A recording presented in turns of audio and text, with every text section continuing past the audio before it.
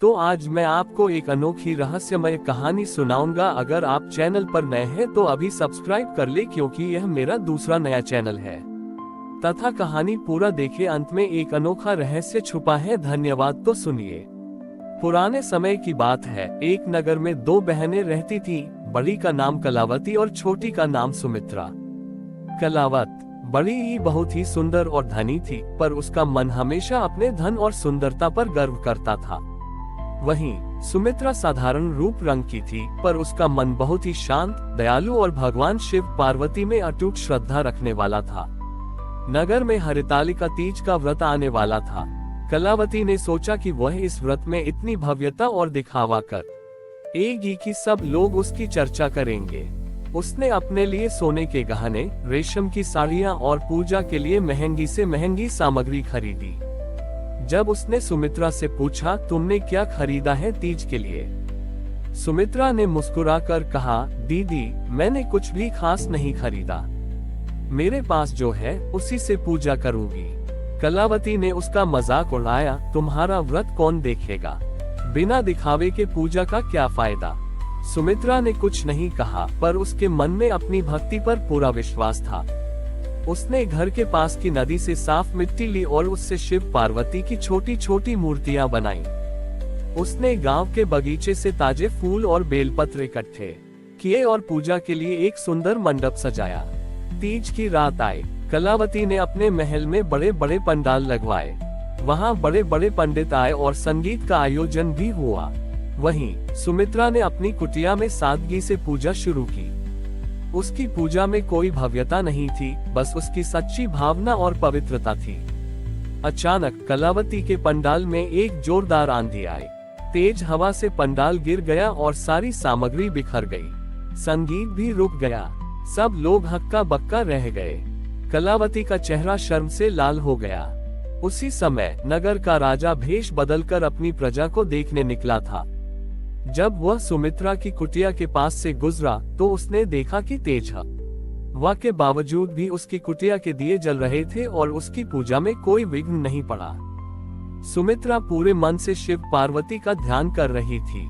राजा ने ये देखकर सोचा कि सच्ची भक्ति में ही असली शक्ति होती है। उसने सुमित्रा के पास जाकर पूछा, देवी, इस आंधी में सब कुछ बिखर गया, पर आपकी पूजा में कोई बाधा नहीं आई। ये कैसे? सुमित्रा ने विनम्रता से कहा, महाराज, जहाँ सच्ची श्रद्धा होती है वहाँ कोई बाधा नहीं आती। भगवान दिखावा नहीं, दिल की पवित्रता देखते हैं। राजा सुमित्रा की सादगी और भक्ति से बहुत प्रभावित हुआ। उसने उसी समय सुमित्रा को अपनी बहन बना लिया और अगले दिन उसकी सादगी और भक्ति के सम्मान में नगर में एक बड़ा उत्सव करवाया। कलावती को अपनी गलती का एहसास हुआ। उसने अपनी बहन सुमित्रा से माफी मांगी और समझा कि असली मूल्य धन या दिखावे का नहीं, बल्कि मन की शुद्धता और सच्ची श्रद्धा का होता है। उस दिन के बाद से कलावती ने भी हरितालिका तीज का व्रत सादगी और सच्चे मन से करना शुरू कर दिया। मीना को जब गौरी और विक्रम की कहानी के पीछे की सच्चाई पता चली तो उसकी आंखों में आंसू आ गए थे। उसने गौरी से कहा, दादी माँ, आपने मेरी सोच बदल दी। मैं भी अब सादगी से हरितालिका तीज का व्रत करूंगी। मीना अपने पति अजय के पास गई और उसे सारी बात बताई। अजय भी बहुत प्रभावित हुआ। उसने कहा, मीना, ये कहानी हमें सिर्फ भक्ति ही नहीं बल्कि रिश्तों की कीमत भी सिखाती है। जब मैं तुम्हें महंगे उपहार देता था तो मुझे लगता था कि मैं तुम्हें प्यार दे रहा हूँ, पर अब मैं समझता हूँ कि प्यार दिखावे में नहीं बल्कि सच्चे समर्पण में है। अगले साल हरितालिका तीज के दिन मीना और अजय ने भी गौरी और विक्रम के मंदिर में जाकर पूजा की। उन्होंने कोई महंगी सामग्री नहीं खरीदी। मीना ने अपने हाथों से मिट्टी की मूर्तियां बनाई और अजय ने आसपास के जंगल से फूल और बेलपत्र इकट्ठे किए।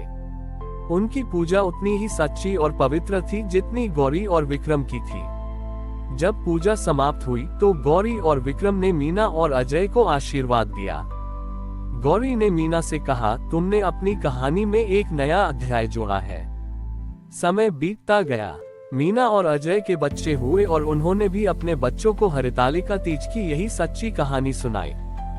गांव में गौरी और विक्रम का मंदिर सिर्फ एक पूजा स्थल नहीं बल्कि सच्ची भक्ति और प्रेम का प्रतीक बन गया था।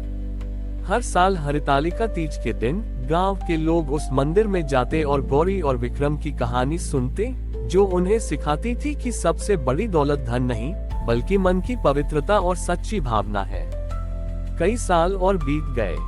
गौरी और विक्रम अब इस दुनिया में नहीं थे, लेकिन उनका बनाया हुआ छोटा सा मंदिर और उनकी कहानी आज भी गांव में जीवित थी।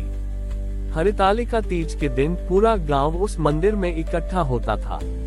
ये सिर्फ एक पूजा का दिन नहीं, बल्कि एक दूसरे से प्रेम और सादगी का पाठ सीखने का दिन बन गया था। एक साल गांव में भयंकर सूखा पड़ा। फसलें सूख गईं और लोग बहुत परेशान थे। गांव के मुखिया ने गांव वालों से कहा कि इस संकट से निकलने के लिए उन्हें किसी चमत्कार की जरूरत है। सभी लोग परेशान थे, पर उन्हें पता था कि चमत्कार उनके मन की पवित्रता और सच्ची भावना से ही हो सकता है। उस साल गांव के सभी लोगों ने मिलकर हरितालिका तीज का व्रत करने का फैसला किया। उन्होंने कोई बड़ा दान या दिखावा नहीं किया। सभी ने अपने घरों में मौजूद साधारण सामग्री से ही मिट्टी के शिवलिंग और माता पार्वती की मूर्तियां बनाई। उन्होंने सामूहिक रूप से मंदिर में जाकर पूजा की।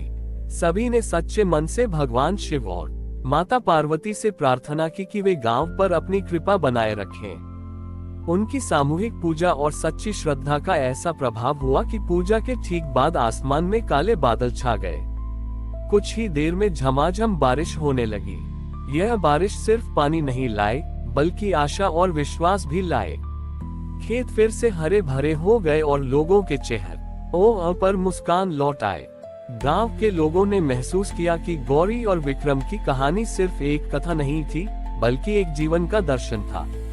उन्होंने समझा कि जब लोग स्वार्थ और दिखावे को छोड़कर एकजुट होकर सच्चे मन से किसी काम को करते हैं, तो कोई भी संकट बड़ा नहीं होता।